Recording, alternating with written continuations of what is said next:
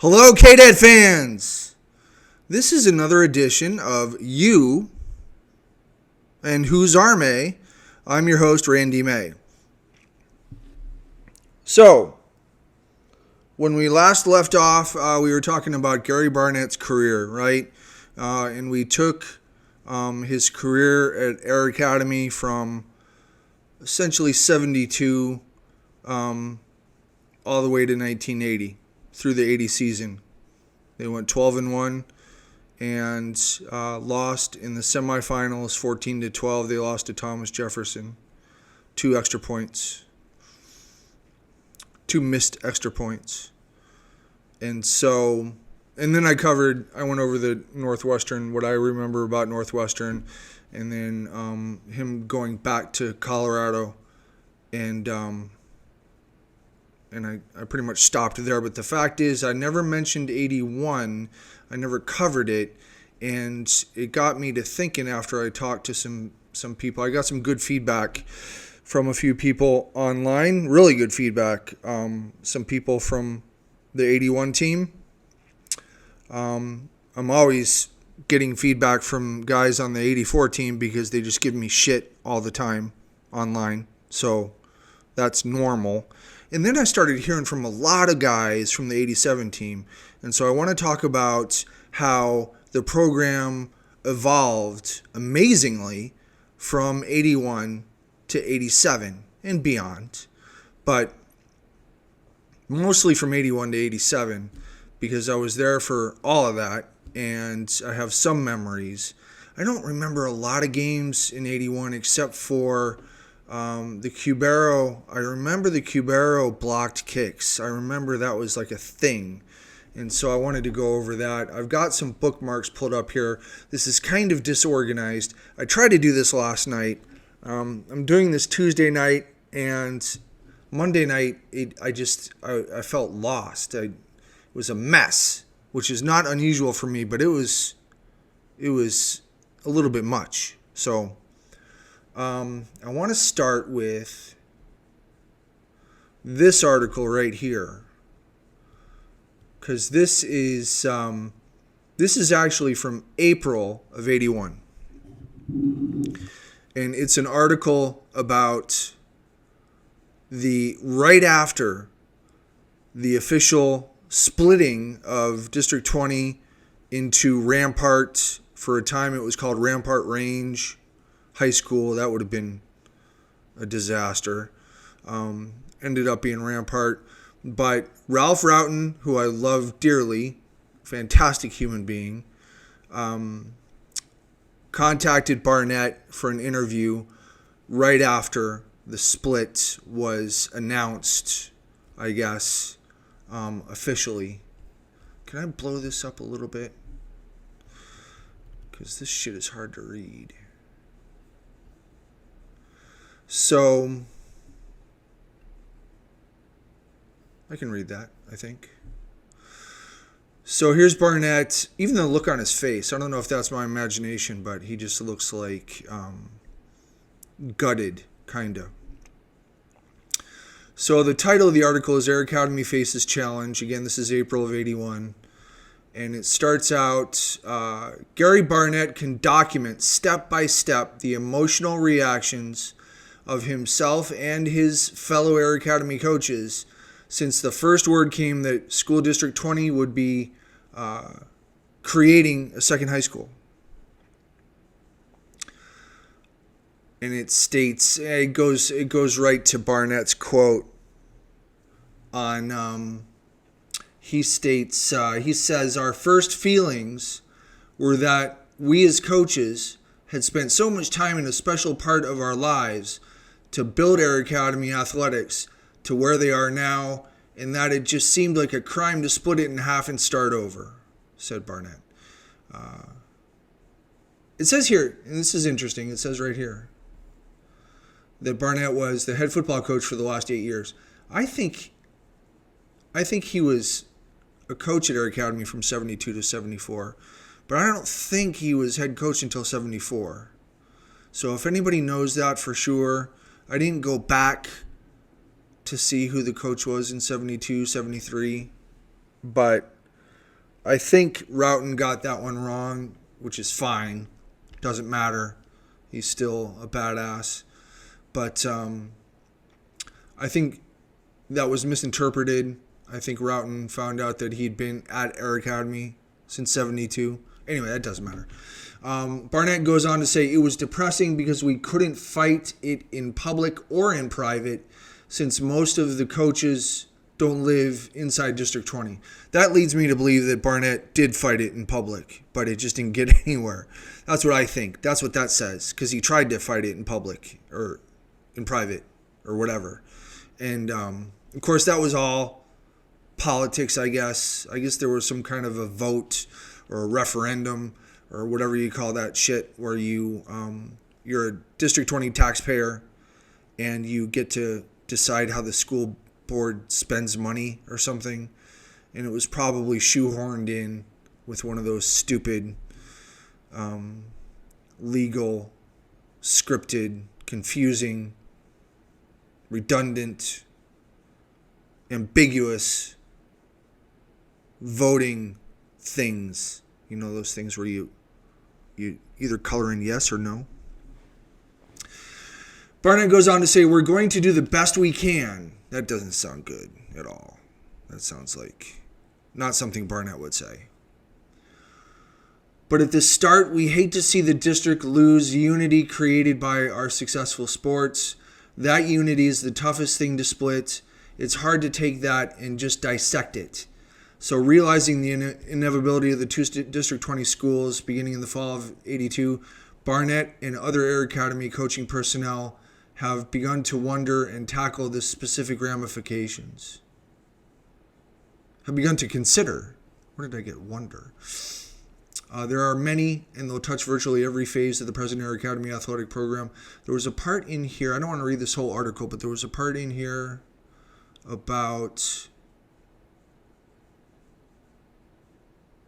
the 9th grade team or the junior high athletics, and I thought that was interesting because this is the year that the C Squad team went undefeated and just destroyed. I mean, especially defensively. Spectacular defensive 9th graders. And so I can imagine that Barnett was like, are you fucking kidding me? I mean, that group of kids in 4 years would have been like a team from 1980. And we lost some kids. I know there was some guys that moved out of state that were on that team, and some guys that really didn't play football. But for the most part, Somerville and Montefalcon, and then we got Jed Roberts, so we added Jed Roberts, right, Jed? All those guys, Lister, McAllister wasn't even on the 9th grade team that went undefeated. He transferred in as a sophomore, or not transferred in. I think he moved to his dad was in the Air Force. I don't know why I think that. Let's see if I can find that. But just the horses that Bill Andrews, who else, man? John Armstrong,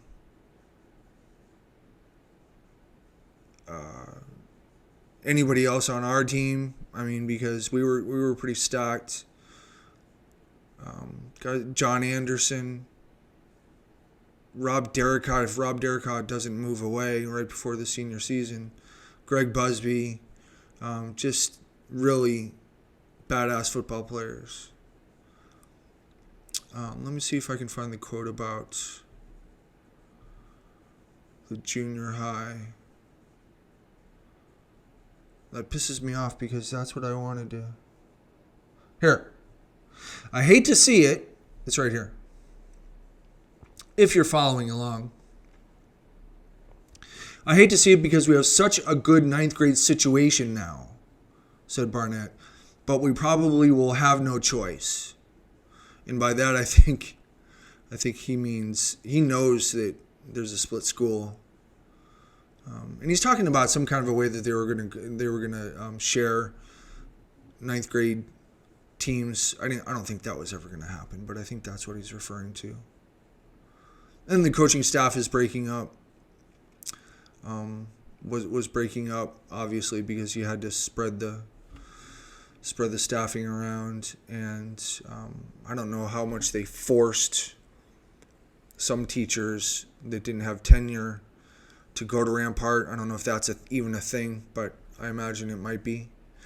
So that was the article in April of 81.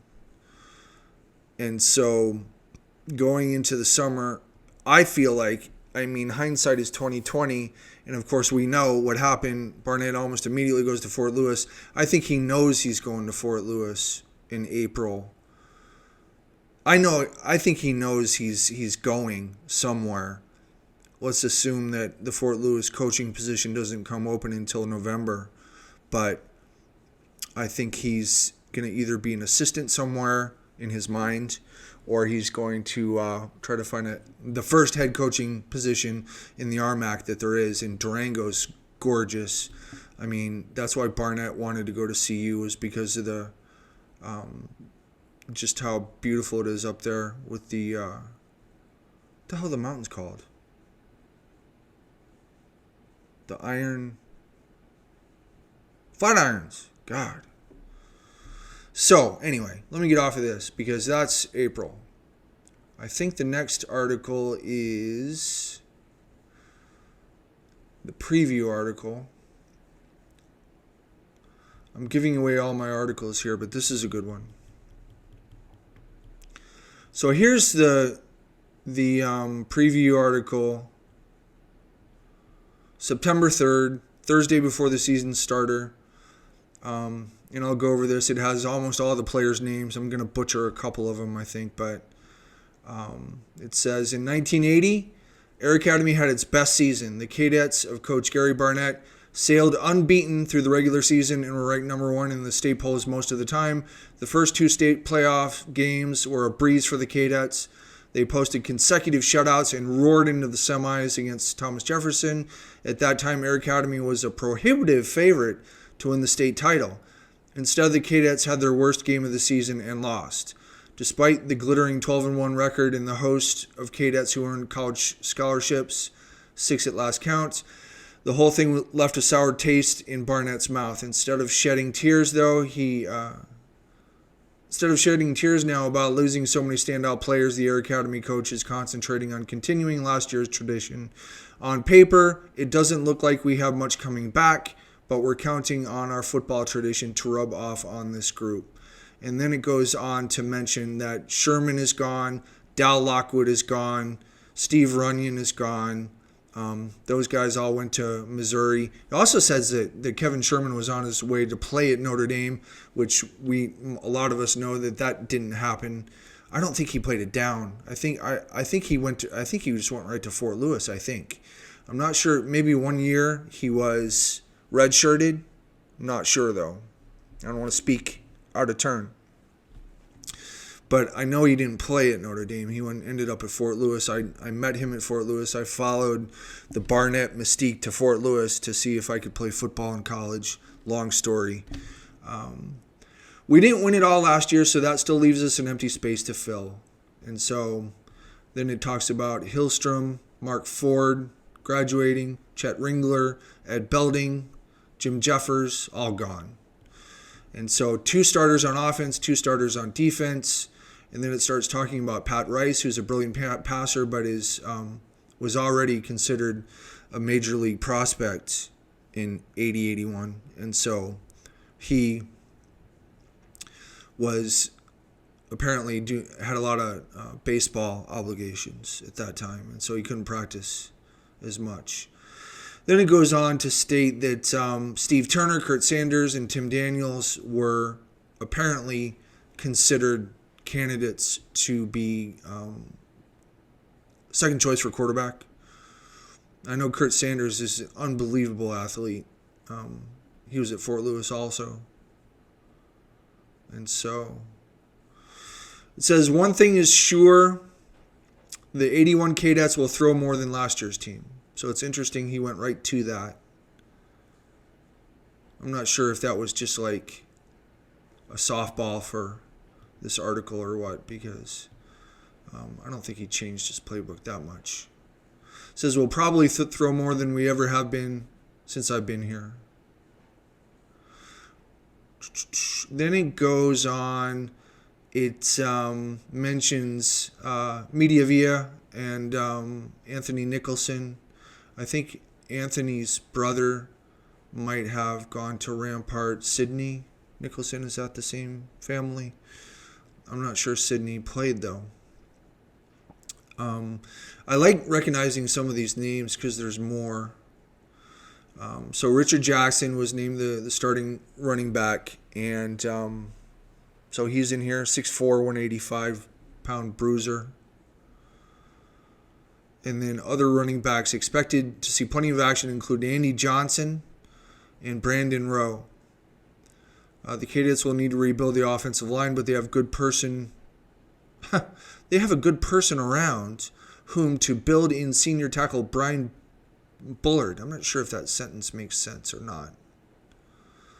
A good person? Brian Bullard is a badass, but,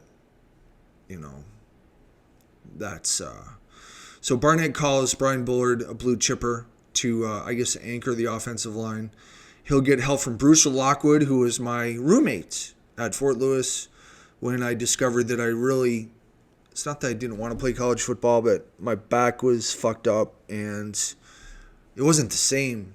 But I was roommates with Bruce Lockwood, a really good guy. We talked a lot about Air Academy and then the Rampart split back in 85, 86 when I tried out for Fort Lewis. So the other guys on the offensive line were Mike Doyle, Chris Copping, Mike Lee. I hope I pronounced that right. Chris Coping, Mike Lee, and Steve Wallish. And so they look to be about the same size that we had. We had some guys in the $150 range actually. In 84. I'll cover that later. I don't want to get in the weeds. It says, on defense, the Cadets will be strong. Bullard and Lockwood will anchor the defensive line, while a hard-hitting set of linebackers, Dan Cubero and Dave Egan, now that's those two badasses. I mean, I'm sorry. I don't think that's got to be... and then you add Jeff Herring to that because he was a sophomore. So, ridiculously good linebackers. I'll get to the game article, but Cubero blocked 3 punts in 2 weeks. Other defensive lettermen include Mike Ager, Mike Armstrong, Lee DiPaolo, who his brother Chris DiPaolo played on the 84 team. Doug Edwards, Jeff Herring, and Jim Herring. So I think Jim was the older brother. And Randy Maxwell, Jim Vitak, and John Zavardi, John Colvard, and J.R. Black also could see duty. Place kicker Ralph Rodriguez. I think we had, in 81, we had a place kicker, or we had a field goal guy, we had an extra point guy, and then a punter. And we might have had a different guy for kickoffs. But I'm not sure on that. I might be making that one up. That's what we had in 84. We had a Notley kicked field goals. And Todd Christensen. Todd, for crying out loud. Todd Carmichael kicked off. Did the kickoff thing. Despite the loss of such a large number of veteran stars, Barnett said his team could surprise. That's why the Air Academy cupboard probably isn't as bare as some observers might think.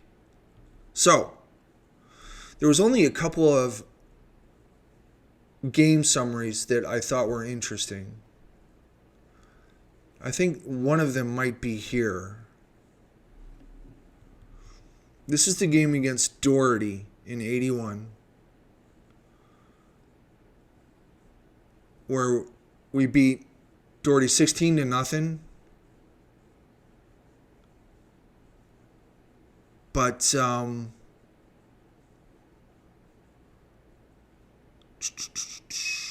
here's Ed Glaza, not sure. I'm going to butcher some names. Had a couple of interceptions in this game. But the Cubero blocked kicks. He blocked a couple of punts in one of the games, and then the next week blocked another one. Here's another preseason article where it was supposed to be Air Academy and Mitchell for the title, and that's what it was. Mitchell Air Academy, I don't want to cover that yet, and I don't want to cover this yet either. Let me go to this search engine really quick and edit, and then Cubero.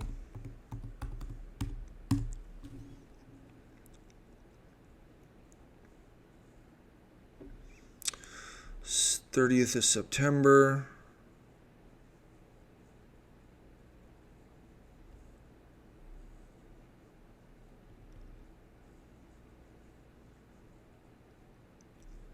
This is a preview article, so I don't want that.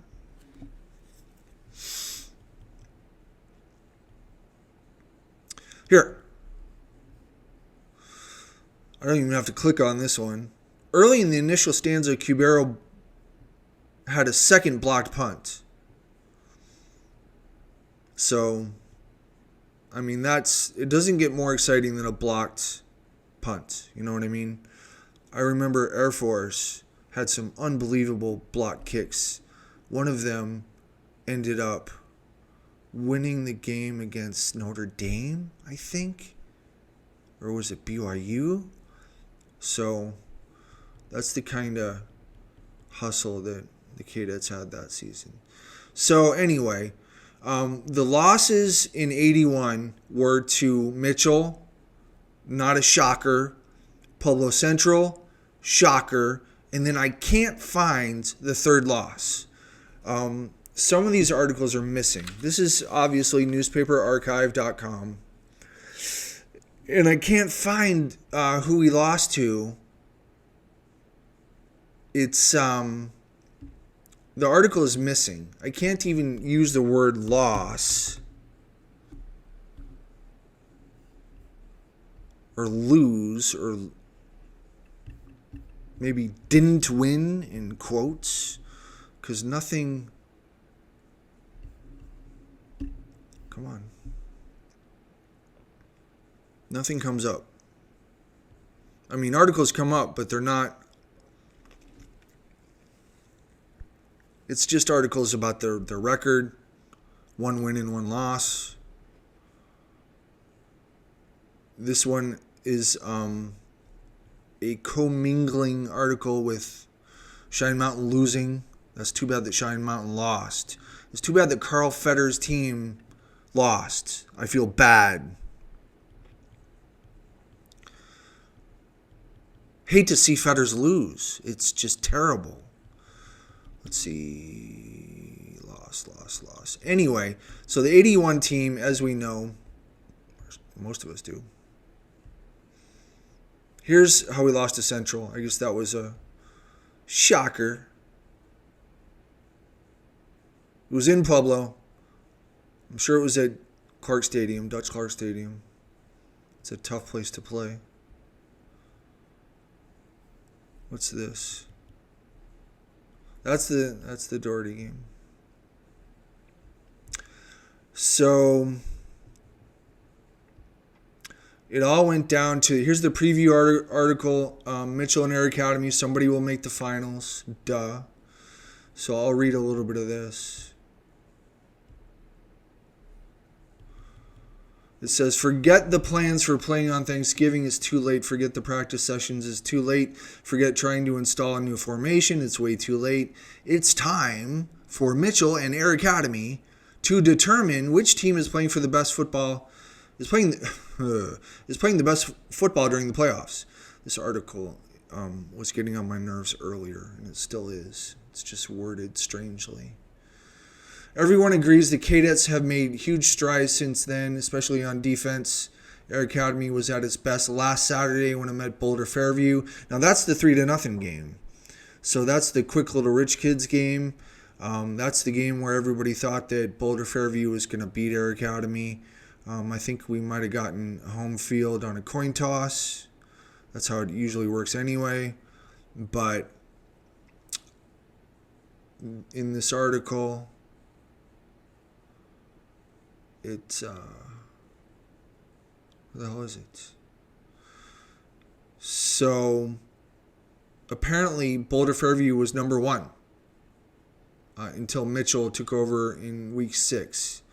So Mitchell, Air Academy, Boulder Fairview, probably the top 3 teams in the state for a while, especially when the Cadets came on late in the season. Cadets opened the playoffs with a 20-10 defeat of Arvada West. Mitchell beat Wheat Ridge 41-6. Doesn't really cover too much else other than it talks about Jeff Leggett. And I think Jeff had a brother named Bernie, if I'm not mistaken, that might have been even better than Jeff was. So that's the preview article. Here's the game right here. Air Academy at Mitchell, Barry Stadium, 1 p.m. Then we get to this article. Roughton. This is a very dark page for a couple reasons. But this is the Ralph Roughton coverage of the post-game coverage after the Mitchell game. It says, Gary Barnett walked off the Barry Stadium field, his face drawn into a taut, grim frown. All around him, young people were crying. Thanks, Ralph. There were tears in Barnett's reddened eyes, too, but he couldn't cry. He had no emotion left. His Air Academy team had just lost the best football game most of the 7,000 witnesses Saturday afternoon would ever see. When the overtime field goal went through to give Mitchell its epic 32-29 victory and a spot in the Class 4A state championship game, it was much more than a gut-splitting defeat. Much, much more. None of us enjoy seeing an era of our life end abruptly. For most, the process is so slow and so gradual that the pain never really surfaces. Throughout this football season, however, everyone in School District 20 has known the Barnett era at Air Academy was nearing an end. Things never again would be the same for Barnett, for the school, for the Kadet program when it was over. Remember that, though. Will never be the same? Yes and no. So, Saturday in what really became the dream game so many wanted, that era ended. It was, without a doubt, a classic. So it goes on to say that Air Academy goes up 16-7 and was just dominating. Then all of a sudden Mitchell roared back and scored 3 touchdowns in a row. And all of a sudden they're up 29-16. Then Air Academy came back and tied the game at 29, which is foreshadowing for 1984.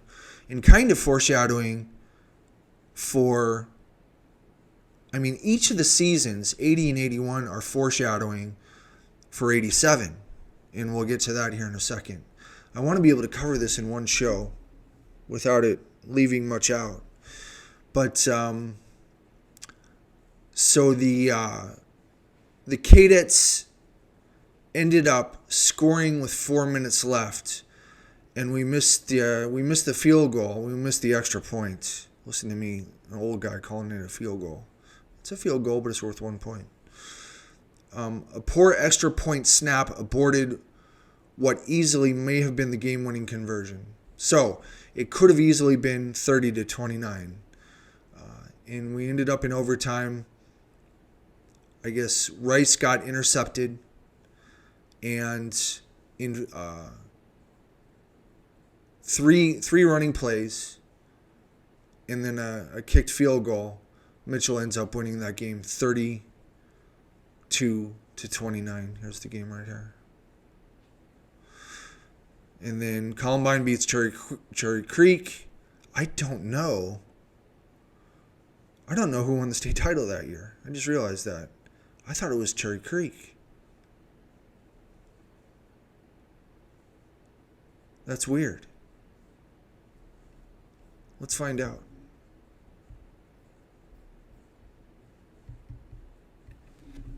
Let's see, Columbine and Mitchell.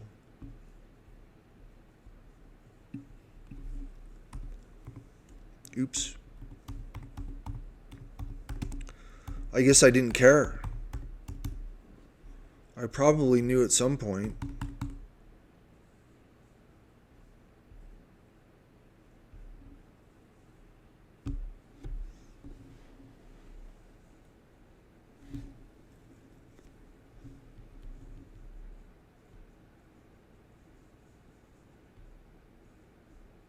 So, we've got nothing but preview articles. What the hell?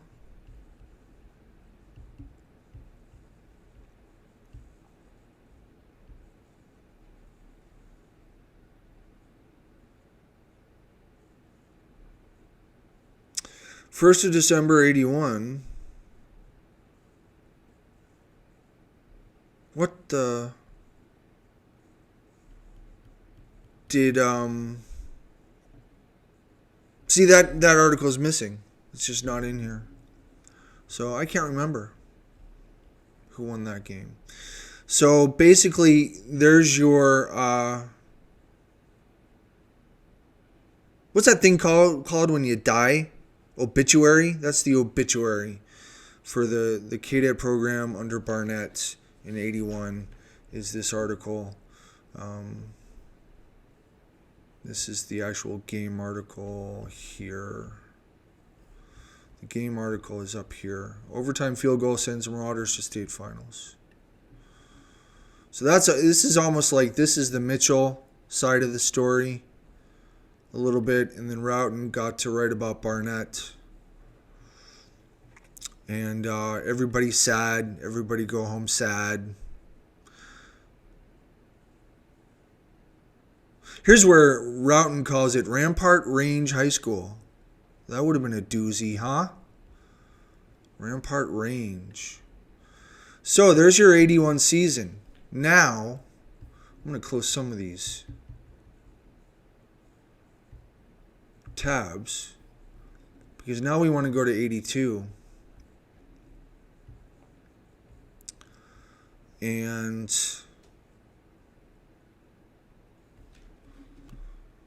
great. I'm going to search for roof, and I'm going to end up with construction articles.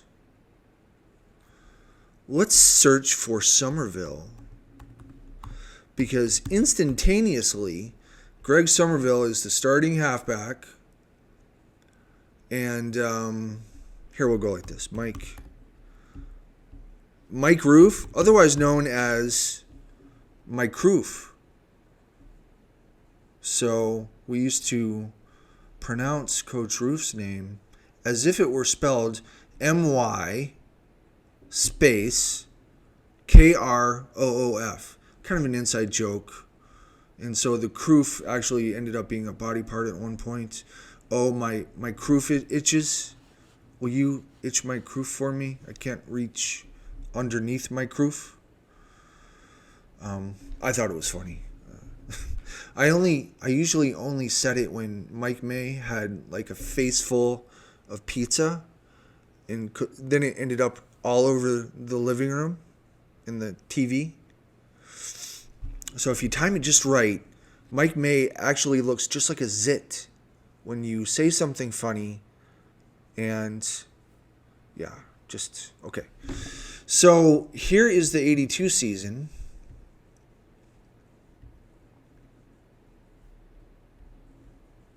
I haven't even done the search yet, so I'm probably going to come up empty. September through November, I guess. They say the older you get, the more you look like you're spinning the wheel on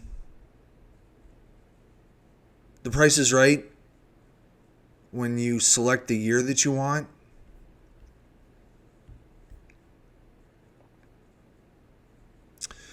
September 29th, 1982. So here's an article. Let's see how the season's going. There's Mike Kroof. Look at that. Wearing a 70s style jacket. So this is about... Is this about the Rampart game? Yep. So perfect timing. So here is the preview for the very first Rampart Air Academy game. The Hatfields and McCoys it ain't. This is written by Tim Mimick. They're just going to play a friendly football game Friday night with the bragging rights of District 20 at stake. Rampart was the new school created when the district's only high school Air Academy split to begin this school year. Students who formerly were classmates became well-known rivals, but not rivals in the bad sense. At least that's the way the head football coaches described the mood. On game day, it was pretty intense. I remember that. I wasn't playing in 82, but I was in 83. And so I think this rivalry will work into the type of game that schools will be proud of, said Roof. Good, hard-hitting, clean football game. Good, close ball game. So this is the preview article. Pretty interesting. Let's see what the names... We'll see what the names are. Rampart began its football history with a 21-18 triumph over Moffat County. They lost to Cheyenne Mountain 31-0, Jefferson 24-23, and Coronado 20-13. Roof said the one that wins this one will be over the struggling. It's a weird sentence. And so this is when Nowotny was coach. I barely remember that.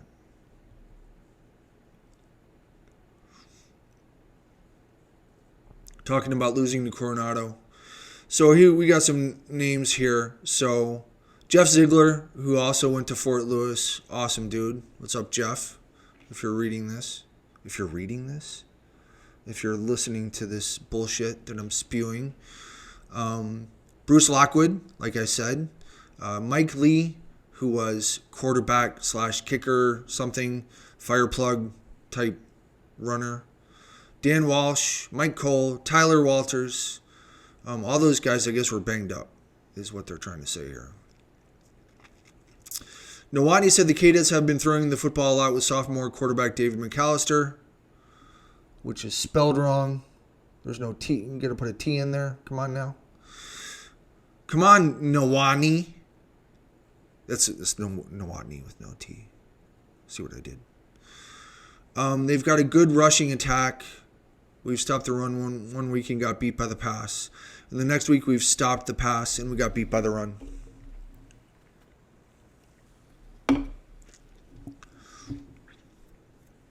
Roof said his team must not lead in one department, which is turnovers. I guess we had 12 turnovers in 2 weeks. Jesus, I don't remember that. -8 in takeaways. The Rams have injuries but experience. The young Cadets have health and a defense. Somehow Rampart should triumph Friday night. What?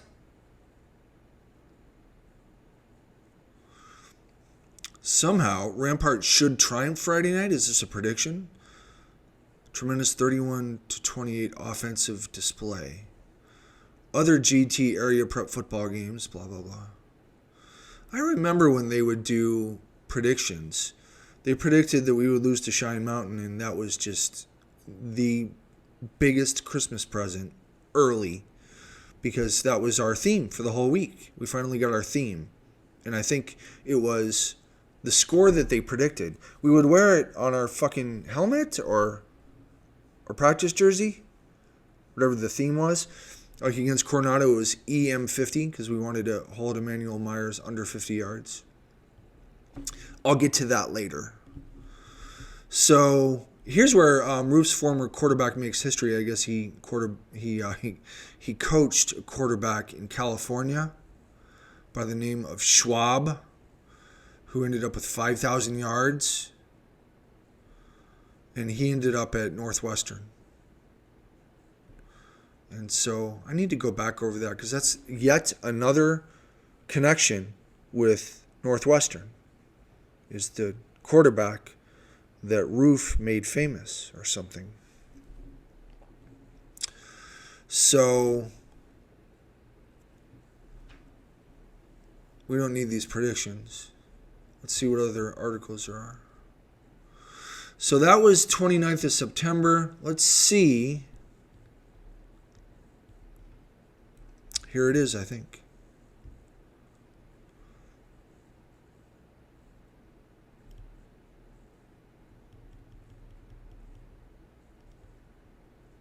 Air Academy Surge rips Rampart. And so I remember this game. I talked about this in episode 1 where I didn't play football in 82. I don't know if I even really thought about it. I was injured for my C squad year and didn't try to rehab and get back in the lineup. But in 82, I wasn't really confident that I could just jump in and play at the high school, even at the JV level. Just wasn't sure. I don't think I was thinking about it. I think I was chasing girls or something, or trying to unsuccessfully chase girls. I remember that me and Pearson and Brian Alexander were trying to figure out if we were thugs or just morons at the time. Turned out we were morons.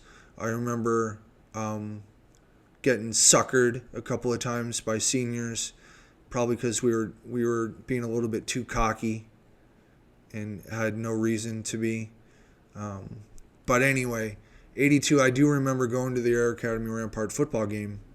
Me and Brian Alexander and Pearson, well, we painted our hair like blue and silver, and we took a bottle of bourbon to the game and just got really rowdy. Ended up jumping on the field, running across after the game was over, and tearing down the Rampart banners. And I think Mike Lynch ran out there and said, "Hey, stop that." And so we dropped the banner, I think, and just walked off the field. So, not my proudest moment. This is obviously a moment in the Air Academy Rampart game. Kurt Sanders obviously just scored a touchdown. I can't remember who 47 was for us. But this is obviously the 81 Air Academy uniform with the helmets still blue. So here it says, at the north end of Kadet Stadium is the home team's locker room. Love that locker room. Before the Air Academy players could reach that point, school principal Julie Fairley, hey Julie, awaited each with a congratulations. Her beaming smile and glad greetings told it all except for one thing. If you mention anything, be sure to mention this. And she had a t-shirt that said "A Matter of Pride," which became Roof's mantra, I guess. Not only was the slogan worn by the principal, it was visible all along the road to the Kadet Stadium for Friday night's clash with Rampart, the school created when Air Academy split began this school year. Another shitty sentence. No, that's correct. When Air Academy split to begin the school year. Everywhere along the highway and covered the overpasses were the blue and silver signs exclaiming the message. The most important message was delivered on the field, where the Cadets displayed a time-consuming offense and a big play defense in creating a 25-7 victory over Rampart in a battle not only for the District 20 bragging rights, but also to break losing streaks between the Southern League squads. Oh, good. So let's see how that game went. I told the players that's the whole thing. We've got to rattle those chains. We've got to play some O.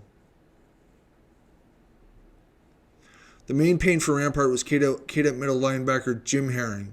So Jim was like 1 year ahead of Jeff, I think, and ended up going to Rampart for some reason. That's crazy. I didn't know that. Herring got 2 interceptions. I'm looking for names. I'm looking for plays. Rampart drove the ball 44 yards in 9 plays for the opening score. Kurt Sanders, who had 6 receptions for 76 yards, caught a 7-yard touchdown pass from Tim Daniels. Air Academy came right back with an 86-yard drive in 18 plays, missed the extra point to trail 7-6. Greg Somerville completed the lengthy drive on a 14-yard bolt through the middle. The Cadets took the lead for good with 8:02 left when John Galassi, I don't remember Galassi, he had a 2-yard run. A 2-point conversion pass up the margin to 14-7. Martin Worley, I remember Martin Worley. He kicked a 21-yard field goal early in the final quarter for a 10-point Cadet advantage. Dan Finnerty ran back an interception 40 yards for the final score. I think one of the controversies or whatever was that, I hope I don't fuck this up, but I think Dan Finnerty might have been the backup quarterback to McAllister. Not positive. If somebody knows, and if I'm wrong, just correct me. But I know there was a senior quarterback, somebody that went out for quarterback, ended up at second team. And I know a lot of the seniors weren't really too happy about McAllister getting the starting quarterback position. And it was a thing. But I think Roof wanted McAllister to develop over the course of 3 years. So, anyway. Good takeaways. Somerville finished as the game's leading rusher with 102 yards on 24 carries. And that's pretty much it. So what else do we got? The homecoming game, I remember, was huge, too. It was against Pueblo County.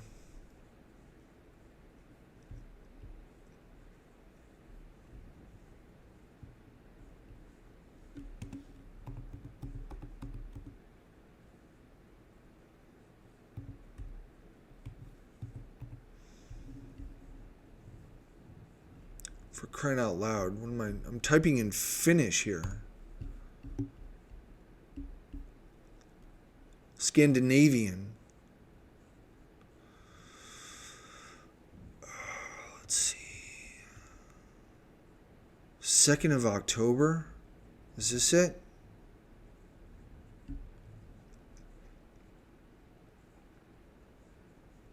No, that's the Rampart game. Duh.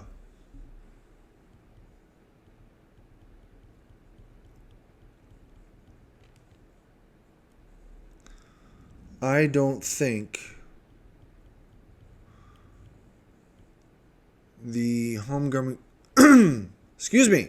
I don't think the homecoming game against Pueblo County is in here, but that was huge because I don't want to name any names, but like 4 or 5 star players for Air Academy were suspended for that game. And they were suspended because during the powder puff assembly thing, they decided to dress up as cheerleaders for the powder puff game. So the football players, they dressed up as cheerleaders, full on. I mean, the little skirt, makeup, tight sweater, like fake boobs. But the problem was, at least 3 or 4, maybe 5 of those guys, they totally went commando. And and so during the assembly, they were running around, and I can't remember how it happened, but a couple of those guys ended up playing kind of grab ass, or maybe there was Was there like a water balloon contest or something? Or like a pie smashing contest? Or there was some kind of monkey business going on that was like planned. It was like a contest, like a race or I don't know, some stupid shit. And so they're running around with no panties, in little skirts. And they ended up, a couple of them fell down, spread eagle, right in front of the entire student body. And so you can imagine everything is waving everywhere. And so they got suspended for the game. And I remember there was a meeting, there was like an impromptu assembly of some kind that the football team had in center court. Do you remember where center court was? It was like building A, and then the lunchroom, and then the gym, and then the other part of building A. There was a courtyard right there, and there was like a kind of an assembly in there where everybody got together during like academy period or something, and all the football players that were suspended like gave a little speech. The coaches were there, I think, and they said, hey, we fucked up, we can't play this week, we need everybody to go to the game and get rowdy as hell and try to get behind the guys that are playing against Pueblo County so that we can win this homecoming game.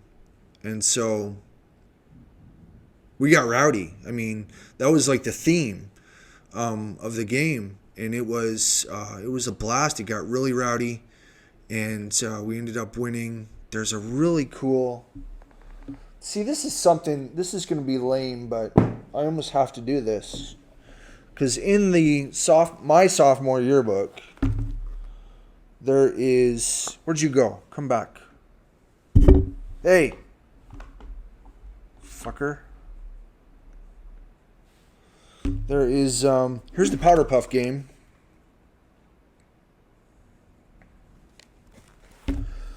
And so...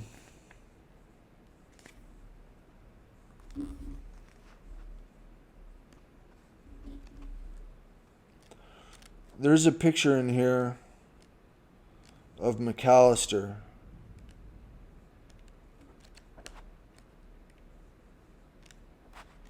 After the Pueblo County homecoming game.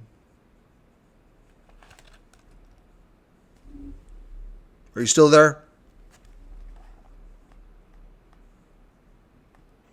Okay, sorry, I got distracted.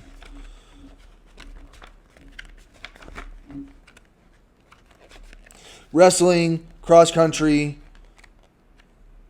football. Well, shit, it's not here. Where is it? Is it in the front of the book? Look at these unis, though. These are sweet. Can you see this shit? Wait.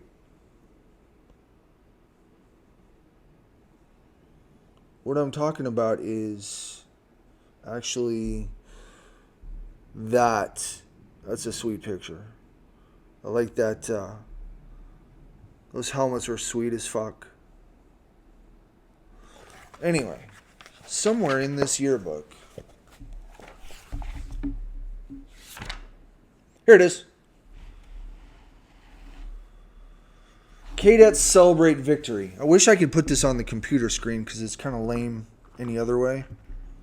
But, fuck me in this camera.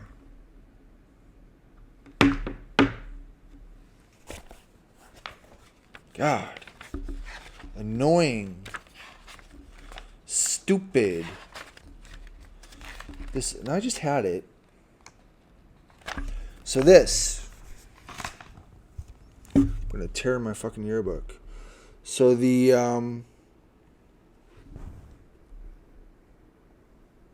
the fuck am I doing?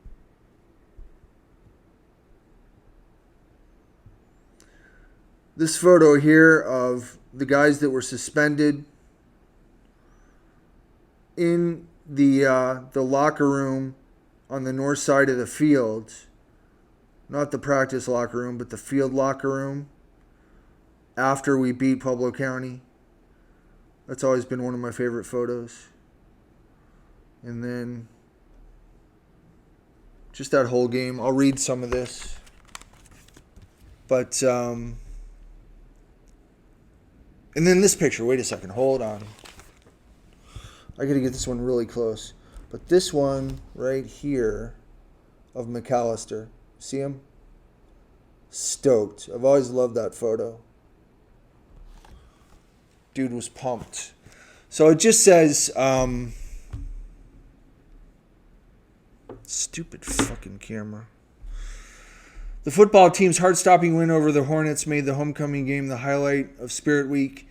Kadet field goal with 24 seconds left on the clock lighted up the scoreboard. Kadet 16, Pueblo County 14. The mighty Kadet football team beat their number 2 rated competition amid wild cheering, loyal Kadet fans. The Pueblo County was ranked, number 2 in the state? I know it was an upset, but I don't remember that. Could be, I guess. I'm going to talk about Pueblo County later, because I have a bone to pick with them, even though it was like 30 years ago, 35 years ago, 36 years ago. I have a bone to pick with Pueblo County.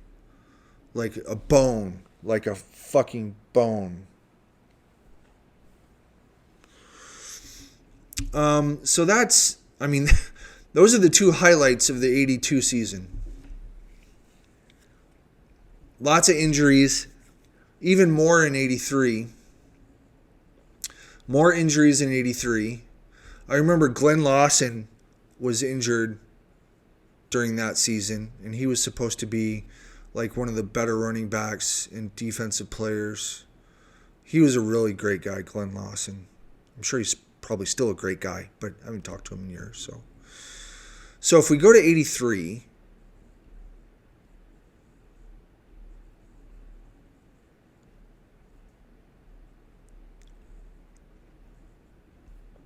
and yes, I know it's fucking stupid to hold a yearbook up to a camera.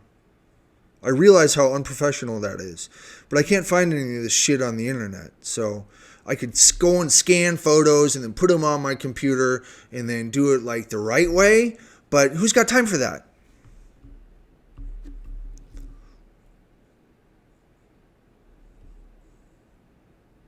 Here's the 83 season. 18th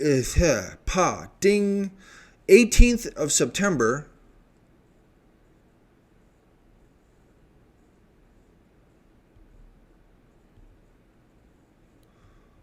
Mike Bartolo. I remember that name. So here's a Wasson quarterback that's barfing all over the field and beating us in football. I don't want to see that. I don't want to see that. Let's see. The next year, I wouldn't mind seeing the Rampart game again, even though we lost. Is this a preview article? Preseason article? Kadet starters return en masse. So here we go. Here's the next season after Barnett left. And here's the returners that come back. This will be interesting, actually. This is the season. This is the 83 season. So the first year after Roof's first year, we only had 5 or 6 who had played the year before. Our young guys got thrown into the breach. Well, you did that, coach. You did that on purpose. All that throwing should pay off in 83. Roof has 22 returning lettermen. Many of those fill the skill positions, backfield, wide receiver, safety, etc. We're pretty excited about the attitude of our young people. We have 71 people out, 19 seniors, 28 juniors, 24 sophomores. And so much of Roof's optimism comes from the offensive backfield, beginning with quarterback Dave McAllister, who started last year as a sophomore. led the Southern League in passing with 829 yards in 8 conference games and finished with 1,200 overall. So putting McAllister in, have to admit, might not have gotten better production from anybody else, whether it was Dan Finnerty or, might not have. I think he went with his gut on that one. Somerville, also a sophomore last year, was 7th in the conference in rushing and should return to his tailback spot as a double threat, a runner and a receiver. Somerville also led the league in kickoff returns with a 17.7 yard average. Senior Glenn Lawson, here we go, returns to fullback, where he started the last 3 games in 82, showing great improvement. McAllister, Somerville, and Lawson may be slow to start, though, having missed a week of drills while competing as baseball players in the Babe Ruth World Series in Ohio last week. I remember that. I think Rick Castro might have been on that team, too. And let's see. I know there's somebody else that... Dave Bruning was probably on that team. I'll have to ask them. I think they've talked about that. Other notable returnees include starting outside linebacker Steve Abel, two-way starters Scott Hall, tight end. Scott Hall was a badass. Grant Smith at tight end. Blake Schwank. What's up, Schwankster? Who remembers the Schwankmobile? Why is my head cut off here? Who cares, right? We're not going to be very big, but our team speed should be much better. We have tremendous competition at wide receiver, and we have good depth there. So I don't know how much competition they had at wide receiver because it was all Gary Archuleta. Lister could play, Derricott could play, but it was all about Archuleta.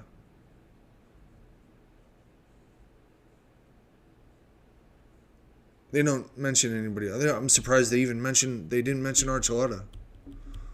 Because he was all-state this season.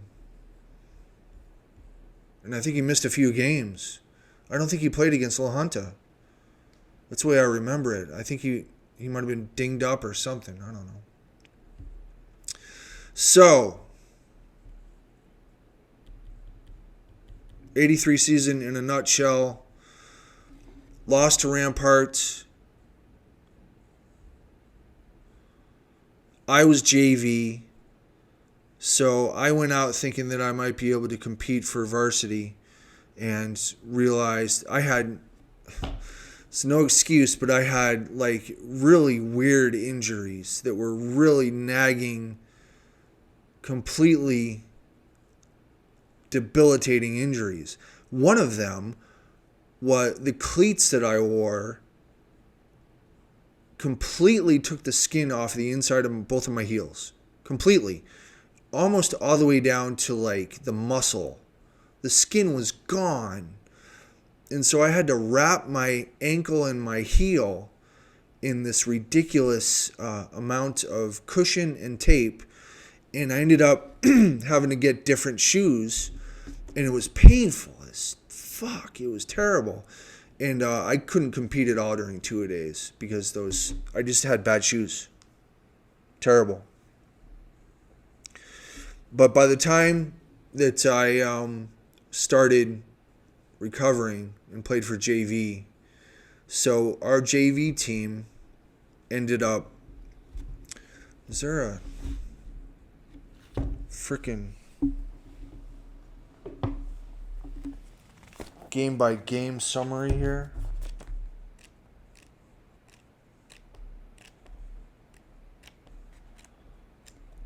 So the football team in 83...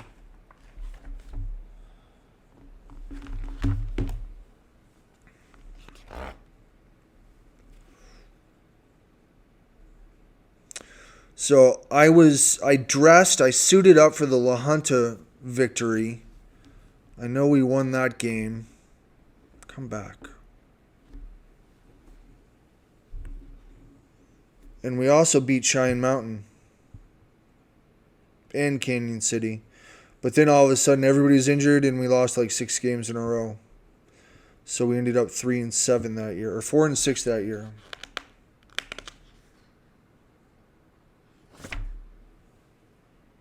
Now the JV team, it was myself, Chris DiPaolo. It was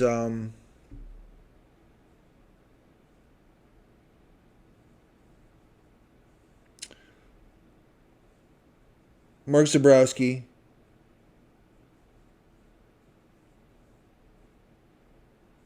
and Jeff Bell, Matt Blakey, Justin Najeka, some of the guys that played varsity the next year.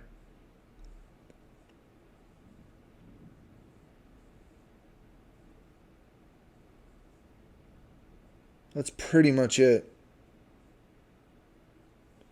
So we went into the 9th week of the season, 0-8. And this is a cool memory. I don't know if you'll be able to relate, but maybe somebody's online that was on this team. So we're playing Widefield. Widefield's 8-0. We're 0-8. Their JV team is undefeated. And we don't have a starting quarterback for most of the game. And then our second string quarterback goes down.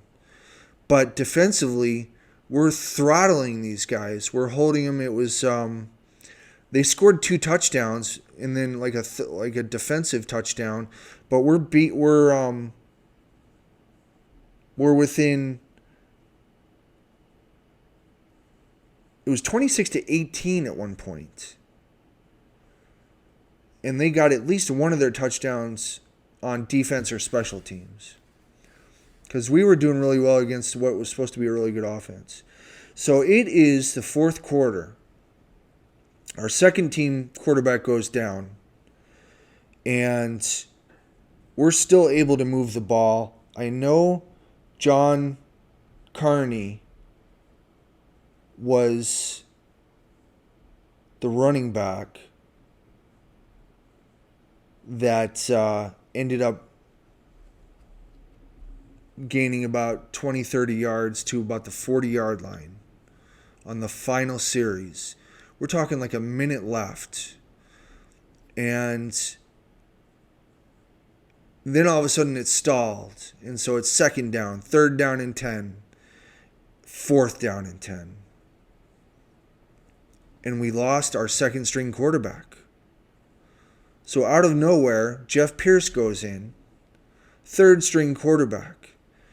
And coach, the hell is our coach?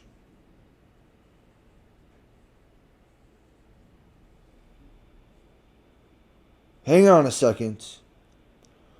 So Scott Groom, he was the offensive coach, along with Gagnon. Not sure who called this play, but I want to say it was Groom. He said, I wanna, white, right. That's how this guy talked. Ended up calling a pass play, probably just a fly pattern by Jeff Pierce was the quarterback. And the receiver that was on the fly route was is not in this photo. Oh man, that's bullshit. Because it wasn't Mark Raven, but it was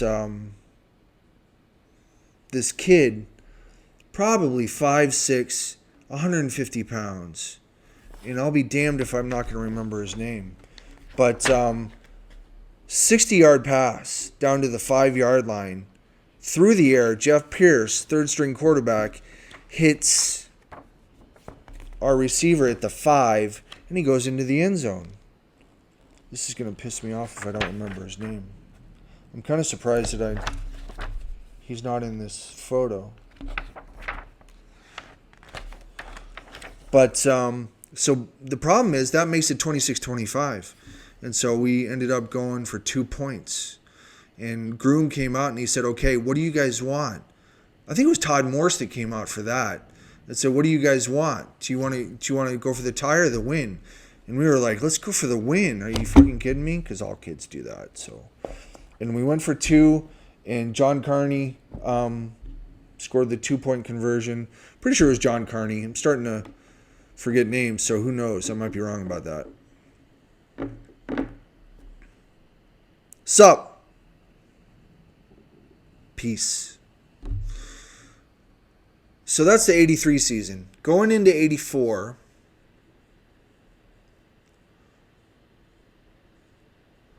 I can show you this in a couple of different ways. So this is my favorite way. Let's go into the newspaper articles first, though.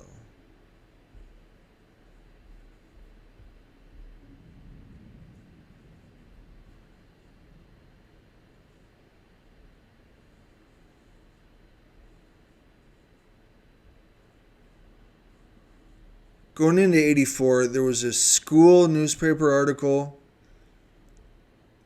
that myself, Chris Topalo, and Mark Zabrowski were in. And they had all 3 of our photos. And I think I said in episode 1, I said, holy shit, I guess I might, if I work my ass off this year, I might end up starting if I just work hard. Meanwhile, in April of the season of the year before that, going into April of 84, this guy walks into Mrs. Ross's U.S. history class with a fucking Ponderosa Letterman's jacket, and he's got a football on it. And I'm like, who the fuck is this clown? Turns out to be Mike May.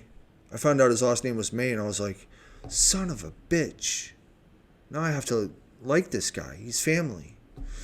So Mike May and I ended up best friends, ended up lockering together, ended up working out all summer together, ended up running the bleachers, ended up eating at the Royal Fork like 3-4 times a week, trying to put on weight, went to the gym, lifted weights, ran sprints, worked my ass off with Mike May.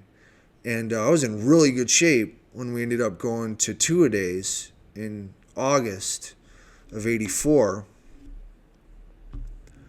and was pretty stoked because I was confident about the season before that. I won some kind of a best lineman award at the JV banquet. I can't remember what it was, but it was cool. Let's go through November of 84.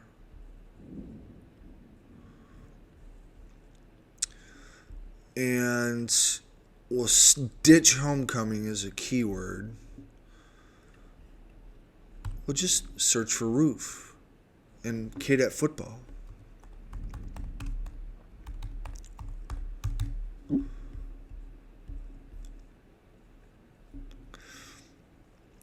And let's search for the oldest article.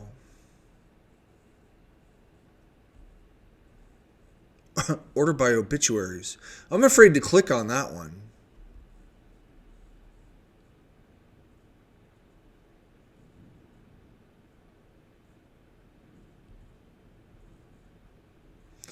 So what's this?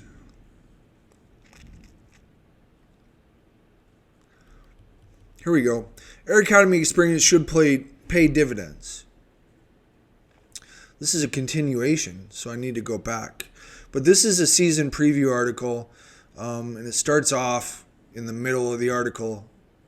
Starting safety Kirk Lister broke an ankle in practice. What? When? Oh, the season before. That's right. Starters Mike Hand knee ligaments and Joe Lopez were lost.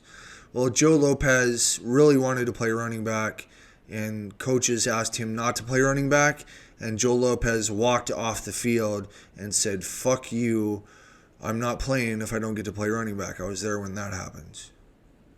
But he did have a banged up shoulder. That's true. I remember that. The loss of regular linemen Ray Salucci, ankle, and Grant Smith, this was from the season before. compounded the woes, all of a sudden inexperienced sophomores, blah, blah, blah. The Kadets tumbled out of sight, losing 5 straight games before closing out with a 29-21 victory over Pueblo East on the last night of the regular season. Now the Ashes of 83 are gone, and the Phoenix is on the rise. Somerville, Lister, Hen, Lopez, and Salucci are back. No, they're not. They're not back. Hen and Lopez are not back. So I don't know if Roof just said, yeah, Lopez, yeah, Hen, they're both playing. But that's fine. Both of those dudes are cool as hell, by the way, Hen and Lopez. So I'm not saying anything. I'm just saying they didn't play that year. So Dave McAllister is back. He was the starter as a junior and the sophomore, and blah, blah, blah. At Air Academy, spirits are flying high again. We didn't look at it as a benefit last year, but the positive thing that has come out of it is we had a lot of young people who had to play the last 6 weeks. They got to be pretty good ball players, and they're all back. So even though we had a bunch of injuries, I still wasn't good enough to play varsity. That's my takeaway. And that's fine, whatever. But the other thing is it puts us so much further along at this time last year than at this time last year. This year, we've got more experience than the last 2 or 3 years. Maybe we can spend some time on the little things this year, since most everybody already has an idea of our offense and defense. The players echo his Roof sentiments. We're ready to pick up where we left off, said Somerville, 6'1", 188 senior. We're a lot closer when our school split up. It was pretty tough for a couple of years. Now we've been together for 3 years. We know what it takes to win. So again, this is the C Squad team, a lot of these guys that went undefeated in 81. Now it's 84. We're starting to draw together pretty good, echoed McAllister. 5'11", 163. Got tough at times last year, but everybody kept trying. We ended up the season on an up note, so that helped. McAllister, Somerville, and Lister are this year's tri-captains. Lister says they have an important role. As captains, we're trying to get everybody together, he explained. Last year, everybody was thinking about something different. We're just trying to get the sophomores with the team and get them pumped up like we are. Lister, who backed up McAllister last year, is moving to flanker this season, in addition to his duties as defensive secondary. I like switching. Do you, Kirk? You like switching? Mm-hmm. I see you. That's a joke. It makes me work harder, and I want to know more positions for college. Foreshadowing. And not the good kinds. I think we're going to have a good team this year. John Anderson, a two-way lineman who has grown from last year's 5'11", 190 to 6'1", 210 this season. That's legit. He was definitely about my height. Says last year's adversity could help this year's team. It was pretty bad. It was pretty bad, he recalled. But it drew people closer. Now we're trying to get to be family, one team. Everybody's going to win together. Everybody's going to lose together. We're excited. We're looking to have a great season. We're going to give it 100% and do our best. Try to stay healthy. So, my memories going out of two-a-days. So, went into the blue-silver game. By the way, Jonovan DeSimone, who's not on Facebook, really not on the internet, kicked my ass in practice and the blue-silver game. And I just lost power for a second, so that was weird. But taught me a lot of dirty tricks. The head slap. Biff. Taught me the word kadoogie. Also taught me the word figadigadoosh. Figadigadoosh, I'll tell you, is the sound effect that a running back makes if he's trying to find the hole and it's not quite there, so he stutter steps. So the figadiga is the stutter step. You've seen that, right? And then the douche is when he finds the hole. So you've got the figadiga and then the douche. And the douche, by the way, is like down the field, like 20 yards. So that's figadigadoosh. Kadoogie is just a hard hit. And I believe is part sound effect and part vernacular of some kinds. Just like a word to use so that everybody knows what we're talking about. So anyway, we read the preview article, I guess. Here's the 8th of September.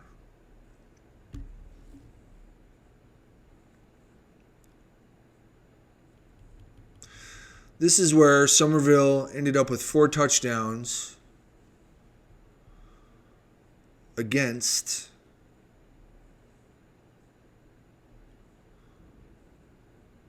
La Junta. And I have some memories of the La Junta game. That was our first game. No, Pueblo County was our first game. So I got hit on a couple of trap plays in the county game. First of all, I was trying to make both offensive tackle and defensive line, and I just couldn't get the blocking down. And Jonovan kept making me look like shit in the blue-silver game with the head slap. And so I think that's why I ended up on Coach Dobbs' shit list, because Jonovan a couple of times in the blue-silver game just slapped the shit out of me and ended up tackling McAllister. And so I ended up starting, they call it nose. It's not really nose guard. It's in the 3 position. Our scheme was 63-25, which means Jonovan was on the outside tackle of the tackle. I was on the outside guard, the outside shoulder of the guard. Mike May was head up with the guard in the 2 position. And then Mike Berryhill was head up on the tackle on the quick side. And so I was in the 3 position. Sometimes I would get double teamed by the center, because we were trying to line up against their strong, if they had a strong line, like if they were center, guard, tackle, and they obviously had that on the tight end side, and they would put the meat on that side. That's what we did. So if they did that, I would end up getting double teamed every once in a while. Didn't have a lot of tackles, but one thing that I had to learn was the trap play. I needed to learn how to defeat the trap.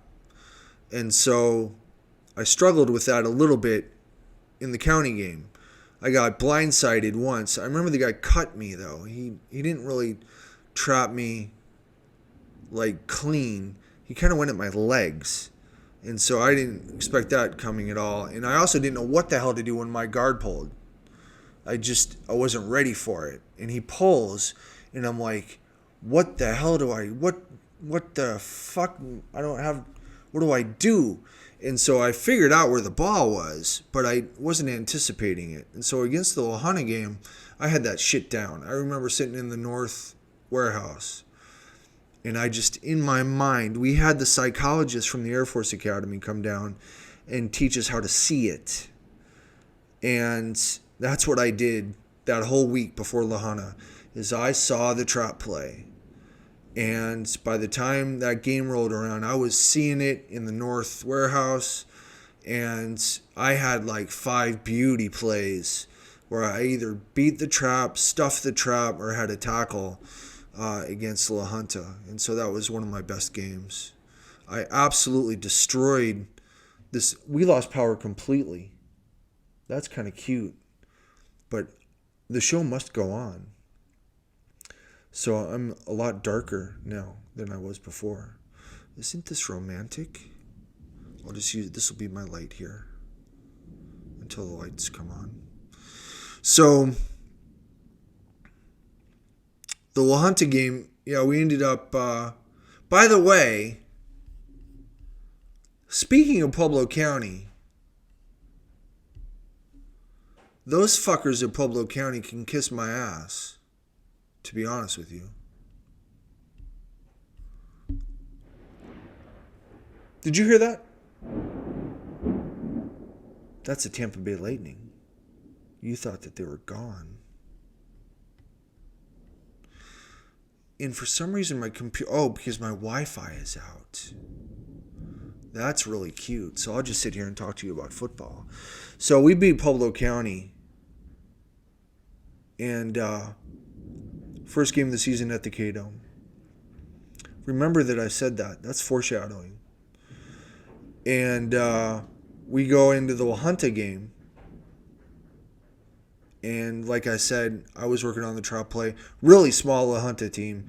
Somerville ends up with 4 touchdowns. And we win that game. The game after that, holy shit. The game after that was, I'm only slightly distracted here.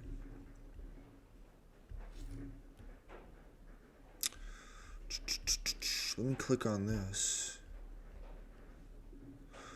The game after the La Junta game was Coronado. And we ended up beating them in a Thursday night game where we had 2. The cool thing about that game is that was the Emmanuel Myers week.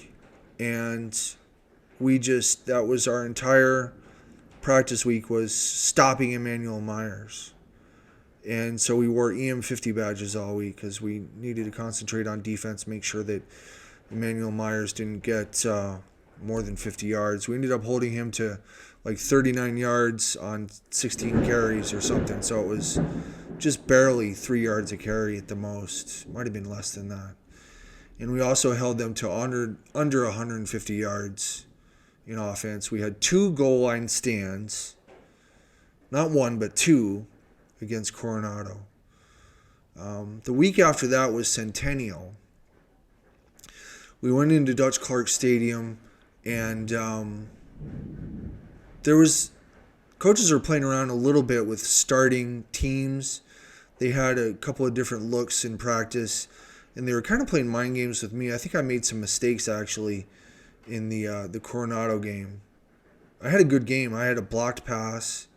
I had a couple of hurries and a tackle, but I think they led me to believe that I might not be starting. But right before the game, they tapped me on that. Lupino came over and said, "You're starting. Be ready." So I got my bell rung in the Centennial game. Those motherfuckers can hit. And we ended up losing that game. They just ran the trap play really well on us. And I was ready for it, but man, my helmet ended up, I was looking out my ear hole a couple of times. They broke my helmet. And they had really good athletes, so we ended up losing by maybe 10 points, 10, 12 points.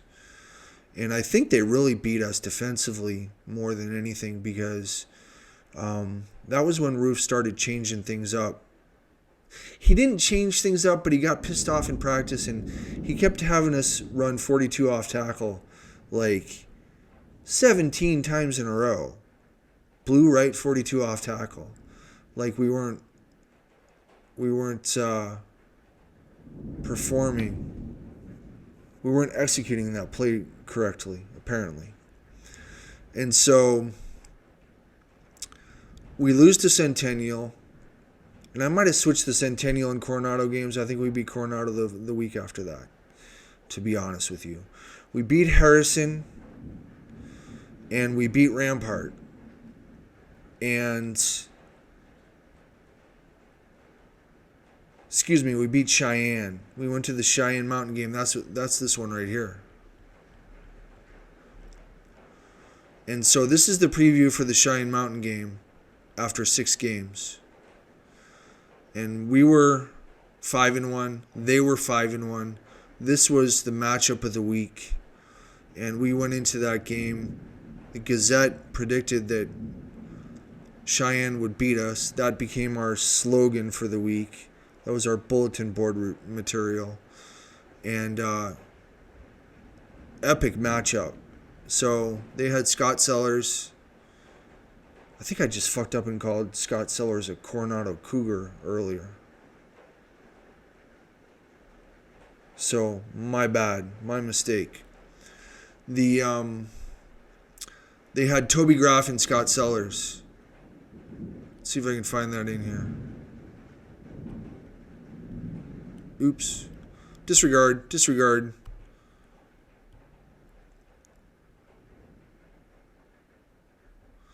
Anyway, we go into that game and we are losing at halftime. And we are losing going into the fourth quarter. and I end up chasing down a sweep, and I got somebody hit me from my side, and my leg was planted weird, and I ended up twisting my ankle. And so I heard it pop, and I was absolutely positive it was broken. I remember the trainer was doing something else. The trainer we had an Air Force Academy trainer. He was doing something else. I remember Roof ran out on the field to check on me, and I just got up and I started hopping off the field, and I told Roof that my ankle was broken. And so Vince Dina went in that game, and I think it was the very next play, which should probably tell you something. Good things happen when I'm not on the field. Somerville ended up with an interception for a touchdown in the fourth quarter against Cheyenne Mountain to make it 17-15. And not only that, but my man Bobby Higgins, we went to squib kick the kickoff against Cheyenne, and it hit somebody in the back, I think. And Higgins goes sprinting down the field, only took him like 20, 25 yards, ends up on top of the football right in front of our bench. And so with like less than a minute to go, we knew the game was over. And we were number one in the league. And speaking of number one in the league, meanwhile, Pueblo County is down there thinking that they're number one in the league when we beat them already. We have identical records, but they even started to have T-shirts made up at the end of the season stating that they were Southern League champions going into the 10th week. That's not how that works. And they wore those fucking T-shirts to one of our basketball games. I don't know how I didn't get arrested that night. But anyway, so I don't have Wi-Fi. I can't cruise around on this. Maybe it's meant to be. So then the Rampart game is the week after that. And we're still not in the playoffs yet. It's not a sure thing. We have to beat Rampart. And we go into that game and my ankle is tore up. And I'm like unconsolable. I can't believe I'm going to miss the Rampart game. I actually did play like 3 or 4 plays because we had a defensive scheme that was centered partially around the fact that I was out of the lineup, and partially around the fact that Rampart had kind of a scrambling quarterback type offense of some kind.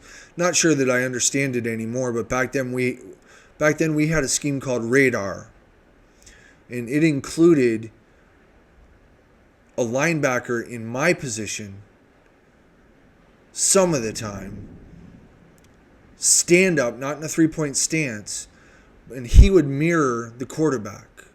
And so he would be just off of the line of scrimmage as like a 5th linebacker, and I believe our outside linebackers ended up having an outside in responsibility. And then we had a guy called Radar that would make sure that he mirrored Greg Lee the whole game. I don't know if you remember that, Jed Roberts, but I know we called it Radar.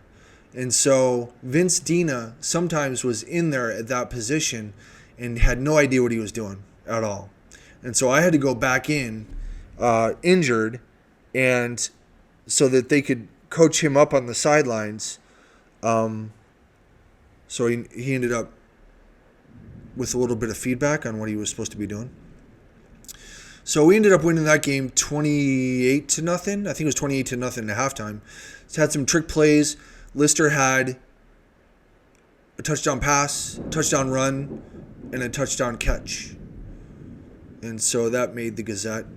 I could show you that, but I don't have Wi-Fi right now. Then going into the Sierra game, I'm feeling a little bit better, and I'm going to start. So they threw me back in the lineup, and pretty hard-fought game. Not a lot of offense on either side, and I ended up in some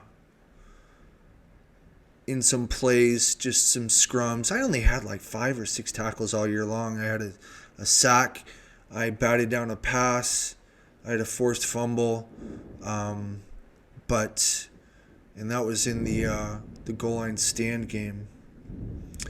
But I ended up getting injured in a scrum in the fourth quarter of that game. I tweaked my ankle pretty bad. John Anderson goes in the game. Guess what happens? Something good happens because I'm not on the field. Something really good happens. And it happens right there. Sierra's on the 8-yard line. And they're driving. And they're going to go up on us because they were down by less than a touchdown. Who either forces or recovers or both the ball, but the guy that went in for me, which was John Anderson. And so it just goes to show you, if you want something good to happen, take me out of the fucking game. So we beat Sierra, and that meant we were champions, Southern League champions. We're not tied with anybody, all by ourselves, number one out of, 10 teams? It was us, Rampart, Coronado, Palmer, Cheyenne Mountain in the north. In the south, it was Centennial, Central, East, County, and not South. Central, County, Centennial, East, and La Junta. So out of 10 teams, we finished number one. County got the second playoff seed, but we beat them head-to-head, so they weren't the fucking league champions. They were division champions. Deal with that. So we go into the last game of the season against Pueblo South, and I don't know if this was just opportunity, but there was only one scheduled SAT test, and we ended up sending like 5 starters to the SAT test that morning on the game day against Pueblo South. So it was John Anderson, I think it was Somerville, I think it was RJ Kibler ended up taking the SAT test that day, and a couple other guys. Might have been Lister. I didn't, because I wasn't really too serious about college. So I had already taken the SATs. I did it early. I think they had to retake it. That's what I think. I passed that damn thing. So they don't show up to the South game until halftime. So what we did to start the game off, we knew we were going to struggle against South because they were one of the best teams in the state, 4A. We're 3A. So we onside kicked the opening kickoff, and it worked. And we ended up with the ball. And I believe we scored. I might be making that part up, but we had a really good first quarter. And then all the seniors ended up coming back for halftime, and we were already down by like 21-7. And I think it ended up something like 30-7, 31-10, something like that. But we were competing with South. They kind of wore us out a little bit, and we weren't really too pumped up. We had won the league title. We didn't want to get any injuries, shit like that. And they had, speaking of guys named Herring, they had Chris Herring, who was an absolute manster. And he ended up being their head coach at South for years, and was just like blue chip. I can't remember where he went to school, but he could have gone to CU or CSU, I'm sure of it. I just don't recall. So then we get the number 1 seed out of Colorado Springs in the playoffs, ended up being number 4 overall in the state. And that got us home field advantage. They didn't do the coin flip anymore. It was all based on record and in whether or not you were league or division champion. And we host Skyline. And I remember the only thing that we found out about Skyline was that they looked like Stanford. So we're getting ready to play against Skyline. I know that Coach Hoyt went to scout them and got a game plan together. I think one of their ideas was they weren't sure that they were getting game film. Skyline. I know we did not get game film. We couldn't find game film. We couldn't find a coach that would give us game film, I think. And so that was an issue. We also scouted Broomfield that week. There was a group of like 10 or 15 of us that went to watch Broomfield play at Douglas County, and they just throttled Douglas County like 42-0. And so that was a little bit intimidating because Broomfield's won something like 12 state titles. And they look like the Seattle Seahawks. So I remember that. I remember there was a kid on the Western Slope by the name of Bill Musgrave that played in Grand Junction. You hear this shit? This is some serious shit. I still don't have power. And so they were like the number 3 team. It was Broomfield, Longmont, and then it was Crested Butte, Jesus Christ, Grand Junction, Air Academy. We were number 4, and then number 5 was either County or maybe. I don't know that I know that Skyline was number 8, and they had lost 3 games against really good competition. One of them was Longmont because they're like rival schools. And so we go into that game, and the closer we get to game day, it's getting cold. By the way, the Rampart game we had to play in Pueblo, at Pueblo County Stadium, because it snowed like 18 inches, like the Tuesday before the game or some shit. And there was just no way we were going to be able to play on that field. It was just a mess.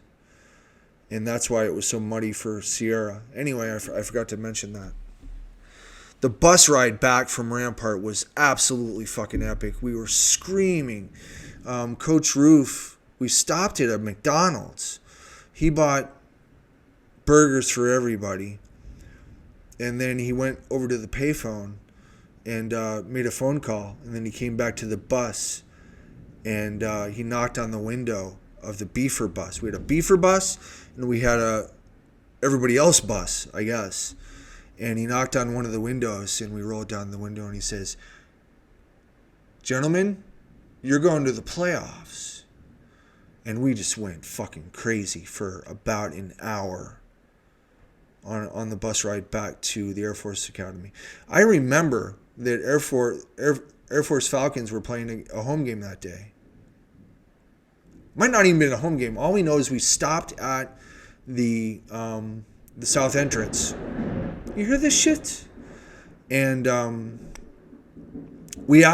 somebody asked the guy at the south entrance if Air Force won the football game.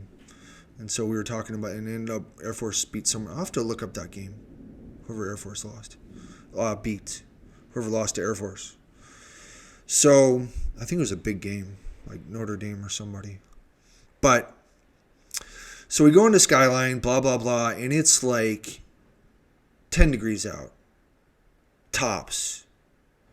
By the way, before the season started, somebody, I don't know who, some hooligans climbed up on the K-Dome bleachers and took down the Rampart sign. It says, "Home of the Cadets, home of the Rams." Somebody took down the home of the Rams sign.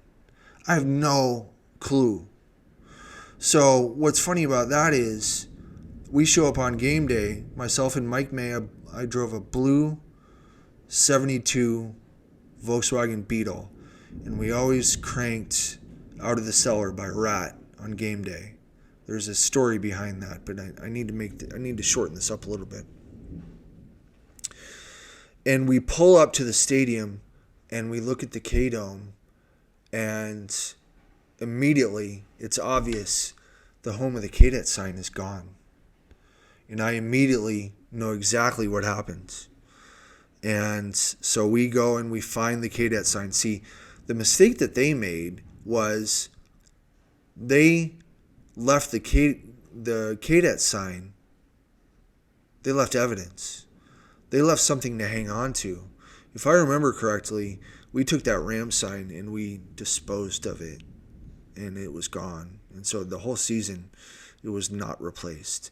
We took the Kadet sign and we brought it back into the locker room and we set it up on top of the lockers. And so it was there for everybody to see, and we still had that sign. It just wasn't on the bleachers. So, and I remember some guys from Rampart came out to the assembly and begrudgingly said, "Hey man, good luck," or whatever, during our assembly, like officially, like with a microphone. And so that was cool though. I love those guys, that whole team. It was just fun being rivals with them. Bill Andrews, Nelson Montefialcon, Jed Roberts, all those guys. Didn't know any of them really super well, but I went to school with most of them. So, Steve Lands. Steve Land's awesome. So, Skyline game. It's cold. We do our usual thing where special teams goes out and warms up first. And first team and most of the offense goes out next. And most of the linemen are in the north warehouse, including myself. And so I'm getting pretty jacked up. I'm about as rowdy as I've been all season. I remember, this is weird, but it happened. So I had really, really long hair. That's the end of that season. I just never cut it all season. It was pretty long to begin with. And I grabbed some VO5 from my dad, and I just put a glob of it in the palm of my hand, and I just slicked everything back so that it was out of the way. So it would just stay back like that. Made sure that none of it was going to drip in my eyes. So that shit was ready to go.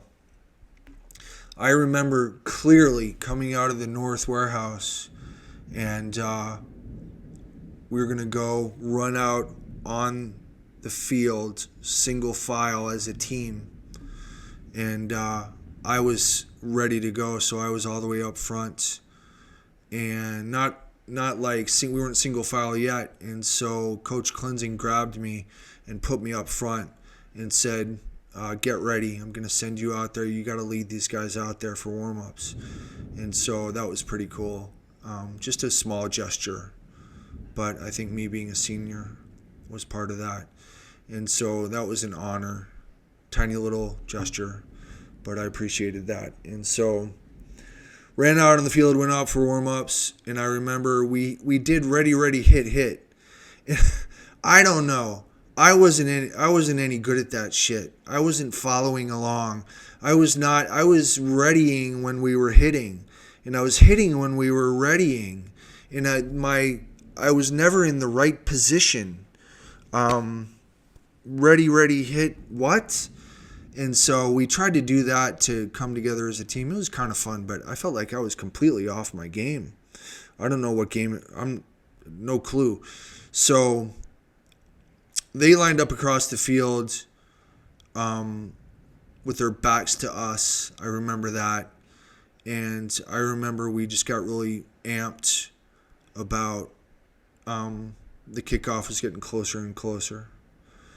Kickoff comes and goes. And immediately, they get a couple of breaks. One of them was a deflected ball that looked a little bit like the Immaculate Reception, ended up in the hands of a Skyline receiver that took off all the way down the field and got tackled by Chris DiPaolo at the 10-yard line. I remember another play where we ended up tackling their quarterback out of bounds, like near the sidelines, not out of bounds, but he ended up breaking his leg on that play. So now we've got, I believe they were missing a running back and a quarterback, but the issue was Larry Gartrell. They had a Jartrell and a Gartrell, if I'm saying that right, if I'm pronouncing that right. I remember one of them was dinged up and the other one was fine, and they ran the ball down our necks. And we didn't always break, but they ended up scoring 28 points on us, which was really unusual. We had a pretty good defense. And one of my most favorite memories was one of the few times that they ran a passing play. They would run a sideline route, and it might have even been a rollout, and so it was very distinctive. And I would be chasing the quarterback, and the first time their second string quarterback tried to hit his receiver on the sideline, Steve Notley went up and almost intercepted the ball. So it was a really recognizable play. You would, once you saw him rolling out, you knew what play it was. And they ran that play again like just a few plays later. And I remember thinking the first time that Notley almost picked off the ball, I said, well, I know exactly what the fuck I'm going to do if he picks off that ball. I'm going right to the sideline where he is so I can knock somebody's fucking helmet off. And so, sure enough, this gives me chills because it was so perfect. They ran the same play, and Notley picked off the ball. And I was like, yep, this is happening right now. And so I run right to the sidelines, and I just turned 180. And sure enough, the guy that was blocking me all game, that was actually doing a pretty fucking good job, is running towards the sideline, but his head is turned like this because he's looking to see where Notley's running. And Notley's running so that he's going to come right behind my back. And this guy doesn't see me at all. And I just stopped, and I just I just laid into him, and the next thing that hit were his shoulder blades. It was the most beautiful hit ever. And so we ended up with the ball in that series, but we were losing 20-10 at halftime. And so Roof tried to get us fired up, and he said, okay, he knew us by then. He knew who we were. We were the party team. And so he said, gentlemen, the rest of this game is going to be a party. And so in a fashion only Roof could actually recreate, I'm not going to try, he told us that for the rest of the game, we were to throw a party. And that is the theme of the rest of the game. We're going to come back and beat these guys. And he said something about them wondering how the hell they're going to stop Somerville. How the hell are they going to stop Lister? How the hell are they going to stop McAllister? Where there's no way we're going to still continue to stop these guys. And so we came out of the locker room pretty amped up and scored 3 touchdowns in the second half, but it only ended up being 18 points. Excuse me. We scored 2 touchdowns, and it was 28-25 because they ended up with a 2-point conversion. So we scored 15 points. They scored 8 points. And all of a sudden it's 28-25 with like 8 seconds to go, and we have the ball on the 30-yard line. And Steve Notley's our kicker. And I don't remember which way the wind was blowing that day, but it must have been blowing north. Because Notley, I don't remember if the snap was bad or what, but Notley kicked it. It was a line drive. It never got higher than about 12 feet off the ground. But it went fucking 40 yards. And it went right over the crossbar. And so all of a sudden it's 28-28. And I'm like, holy shit. So we ended up in overtime because there was 8 seconds left. So we came back and tied Skyline. We went first. Coin flip, they ended up deferring, I think. First down. I believe, was a pass play. Incomplete. Second down was definitely Chris DiPaolo off tackle. I think Roof was maybe concerned, maybe too concerned, that they were keying on Somerville. So second down, DiPaolo actually ended up getting like 8 yards. He got all the way down to like the 2. Third down, another passing play. I don't know why, but it was something that Roof and Hoyt both saw that they thought was a thing. It might have been from the 4-yard line, actually. Might not have been all the way down to the 2. But, so fourth down, we had to kick a field goal. We kicked a field goal, not only converts on the field goal. So now it's 4 downs for Skyline at the 10. If I wasn't clear, I mean, we were all there in the 70s and 80s. Kansas overtime, 4 downs from the 10.